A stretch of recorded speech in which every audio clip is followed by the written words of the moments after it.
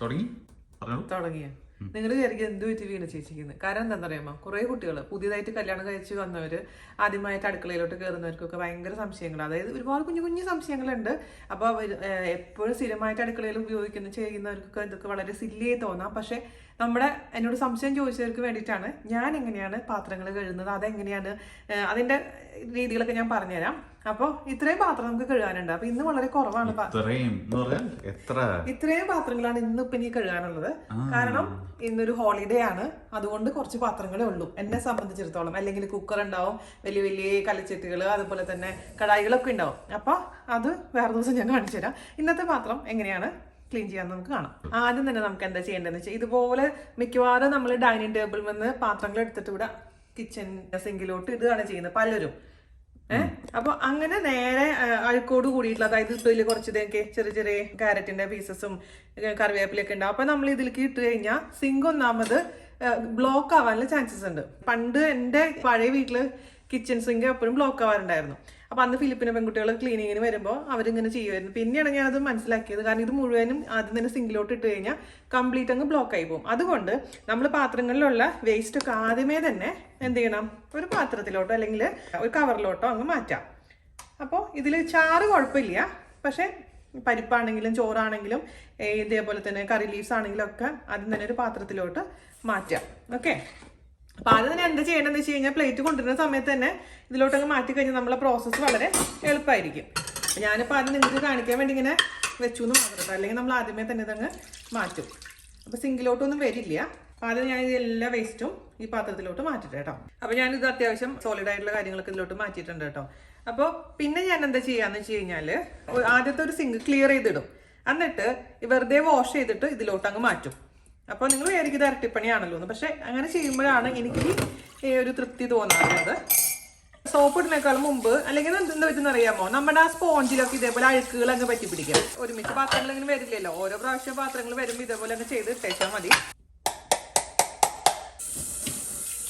2 zinc ഒരുമിച്ച് നിറച്ചിടണ്ട, ഒരു സിങ്കിൽ ഇതേപോലെ പാത്രങ്ങൾ വെക്കുക, എന്നിട്ട് സോപ്പ് ഇട്ടതിന് ശേഷം ഇതിലോട്ട് മാറ്റാം. അപ്പോൾ ഞാനിവിടെ എൻ്റെ സോപ്പിന്റെ ലിക്വിഡ് കണ്ടെയ്നർ ഇങ്ങനത്തെയാണ് കേട്ടോ. അപ്പൊ നമ്മള് സ്പോഞ്ചിൽ ഇങ്ങനെ പ്രസ് ചെയ്ത് കഴിഞ്ഞാൽ അത്യാവശ്യം സോപ്പ് വരും, ചെലവ് കുറയും. കാരണം മുഴുവൻ സോപ്പായാലും കുറച്ച് വെള്ളം കൂടി ഞാൻ മിക്സ് ചെയ്തിട്ടുണ്ട്. ഈ സംഭവം നമ്മൾ ആമസോണിലാണ് അപ്പൊ വാങ്ങിച്ചത്, നാട്ടിൽ നിന്ന് വാങ്ങിച്ചത് അല്ലേ, നാട്ടിൽ ഓർഡർ ചെയ്തതാണ്. അപ്പൊ അങ്ങനത്തെയാണ് ഉപയോഗിക്കുന്നത്. എന്നിട്ട് ഇതേപോലെ തന്നെ സോപ്പ്, അതായത് ഈ ലിക്വിഡ്, ഞാനിവിടെ എനിക്ക് ലക്സിന്റെ മാത്രം പറ്റുള്ളൂ, കാരണം അല്ലെങ്കിൽ എൻ്റെ കൈയിന്റെ തൊലിയങ്ങ് പോകാൻ തുടങ്ങും. ഇതേപോലെ ഓരോ സോപ്പ് ഇട്ടിട്ട് ഇതിലോട്ടങ്ങ് മാറ്റാം. പാത്രങ്ങൾ കഴുകി കാണിക്കേണ്ട ആവശ്യമില്ലല്ലോ. അപ്പൊ മൊത്തത്തിൽ ഞാൻ ഈ പാത്രങ്ങളൊക്കെ ഈ സിങ്കിലോട്ട് വാഷ് ചെയ്ത് മാറ്റട്ടെ. അപ്പൊ ഒരുപാട് പാത്രങ്ങൾ ഒരുമിച്ച് ഇടണ്ട, കുറച്ച് പാത്രങ്ങൾക്ക് ഇപ്പുറത്തെ സൈഡിൽ ഇരിപ്പുണ്ട്. അപ്പൊ ഇതൊരു പ്രോസസ് ആയിട്ട് ഇങ്ങനെ ചെയ്യുകയാണെങ്കിൽ നമ്മള് ഈ ഉടയുന്ന പാത്രങ്ങളുടെ കൂട്ടത്തിൽ കൂടെ വേറെ സ്റ്റീലിന്റെ പാത്രങ്ങളോ വലിയ കടായികളൊന്നും വെക്കേണ്ട. ആദ്യം തരം തിരിച്ച് വെക്കും. സ്പൂണുകൾ, ചെറിയ ചെറിയ ഇതേപോലെ മഗ്ഗുകൾ, പ്ലേറ്റുകളൊക്കെ ആദ്യം തന്നെ വാഷ് ചെയ്യുക. അതിനുശേഷം മാത്രം വലിയ പാത്രങ്ങൾ എടുത്താൽ മതി. കാരണം ഒരു കുക്കറൊക്കെ ഇതിൻ്റെ ഉള്ളിൽ വെക്കുകയാണെങ്കിൽ പിന്നെ സ്ഥലം ഉണ്ടാവില്ല. അപ്പൊ അത് നമുക്ക് പുറത്ത് വെച്ചാൽ മതിയാവും കേട്ടോ.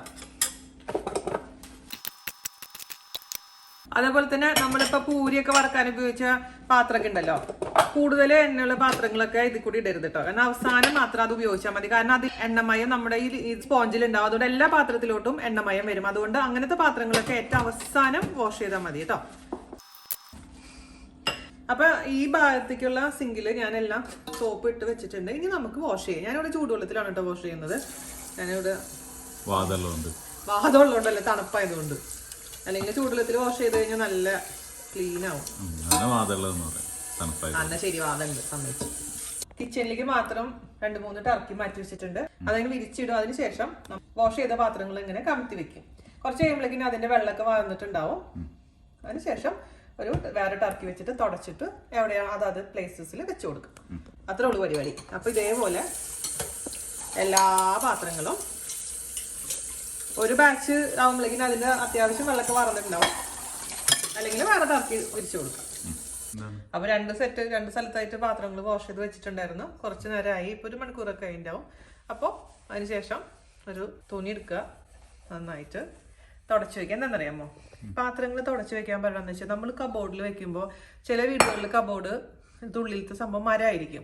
അപ്പോൾ ഈ വെള്ളത്തോട് കൂടി വെച്ച് കഴിഞ്ഞാൽ ആ മരമൊക്കെ കേടാവാനുള്ള ചാൻസ് ഉണ്ട്. ഈവൻ എന്ത് സാധനമാണെങ്കിലും അതൊക്കെ കേടാവും. പിന്നെ മരമാണെങ്കിലൊക്കെ ഒരു പൊട്ട മണവും വരും, കേടാവുന്നത് മാത്രമല്ലാതെ. അപ്പോൾ എപ്പോഴും നമ്മൾ പാത്രങ്ങൾ ഡ്രൈ ആക്കിയതിന് ശേഷം ഉള്ളിൽ സൂക്ഷിച്ച് വെക്കുക കേട്ടോ. അങ്ങനെ ചെയ്യുകയാണെങ്കിൽ നമ്മുടെ കബോർഡ് നല്ല ക്ലീൻ ആയിരിക്കും, പാത്രങ്ങൾ നല്ല ക്ലീൻ ആയിരിക്കും. മാത്രമല്ല ഈ പാത്രങ്ങളൊക്കെ വെള്ളത്തോടുകൂടി അടച്ചു വെച്ചു എന്ന് വിചാരിക്കുക, അപ്പോഴും ഈ പാത്രം തുറന്നു നോക്കുമ്പോൾ ഭയങ്കര ഒരു ബാഡ് സ്മെല്ലുണ്ടാവും. അതൊക്കെ ഒഴിവാക്കാൻ വേണ്ടിയിട്ട് എപ്പോഴും തുടച്ച് വെക്കായിരിക്കും ഉത്തമം. അപ്പോൾ ഇത്രയുള്ള പരിപാടി. അപ്പം നിങ്ങൾക്ക് നിങ്ങളുടെ സ്ഥലങ്ങൾ അറിയാമല്ലോ, എവിടേക്കാണ് പ്ലേറ്റ് വെക്കേണ്ടത്, എവിടേക്കാണ് ബാക്കിയുള്ള പാത്രങ്ങൾ വെക്കേണ്ടത്, അവിടെയൊക്കെ കറക്റ്റായിട്ട് തുടച്ചതിന് ശേഷം എടുത്ത് വെക്കുക. ഇതുപോലെ ലേസി കട്ടിയന്മാരുണ്ടെങ്കിൽ അവരെ കൊണ്ട് പണിയെടുപ്പിക്കുക കേട്ടോ. ഇന്ന് അവൾക്ക് വീഡിയോ എടുക്കാൻ വേണ്ടി മാത്രമാണ് അവള് പാത്രം കഴിക്കുന്നത്. അല്ലെങ്കിൽ 2 വർഷമായിട്ട് അവള് പാത്രത്തിന്റെ 7 ഇലത്തോട് വന്നിട്ടില്ല. ഈ കേൾക്കുമ്പോൾ നിങ്ങൾക്ക് അറിയാലോ എന്താണ് സത്യം എന്നുള്ളത്. ഞാൻ ചേട്ടനെ 6 വർഷമായിട്ട് അവർക്ക് അറിയാം. ഒരു ചായ പോലും ഞാൻ എന്റെ വഴി കൊണ്ട് ഉണ്ടാക്കിപ്പിക്കാറില്ല. അത് ഉണ്ടാക്കിയെന്ന് വെച്ചിട്ട് ഒന്നും സംഭവിക്കാനും പോണില്ലേ, മനസ്സിലായോ? ഫുള്ളി സെൽഫ് സസ്റ്റൈൻഡ് വെച്ചടോ. അല്ലെങ്കിൽ ഇതൊക്കെ ഞങ്ങൾക്ക് എപ്പോഴും കാണണം കേട്ടോ.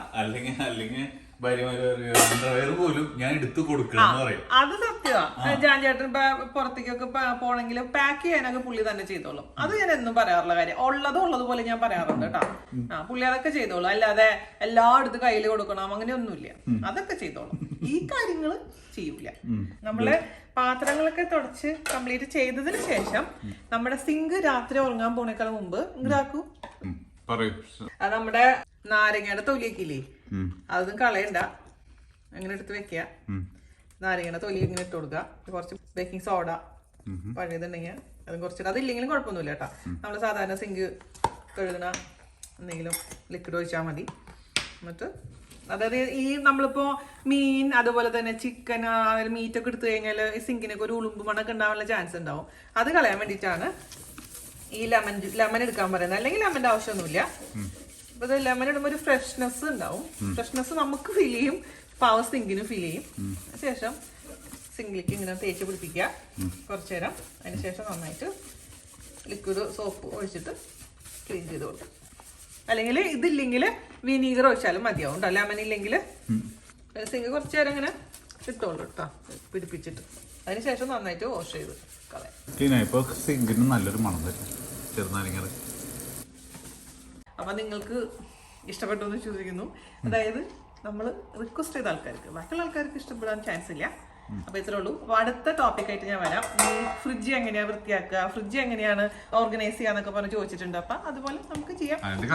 ഇതുപോലെ കുറെ എന്റെ ഫ്രിഡ്ജ് ആവണമെങ്കിൽ ഇതുപോലെ കുറെ മാഗ്നറ്റ്സ് കുറെ ഫോട്ടോസ് ഒക്കെ ഉണ്ടെങ്കിൽ എന്റെ ഫ്രിഡ്ജ് ആവും. പക്ഷെ ഉള്ളിലെ കാര്യങ്ങൾ ഞാൻ പറഞ്ഞുതരാം കേട്ടോ. അപ്പൊ നമ്മുടെ പാത്രങ്ങളൊക്കെ ക്ലീൻ ആയി. അപ്പൊ എല്ലാവർക്കും ഇഷ്ടപ്പെട്ടു എന്ന് വിശ്വസിക്കുന്നു. വീഡിയോ ഇഷ്ടമായിട്ടുണ്ടെങ്കിൽ ഷെയർ ചെയ്യാൻ മറക്കരുത്. അപ്പൊ അടുത്ത അടിപൊളിയായിട്ടുള്ള വീഡിയോ ആയിട്ട് വരുന്നവരെ നന്ദി, നമസ്കാരം. Thank you. നമസ്കാരം.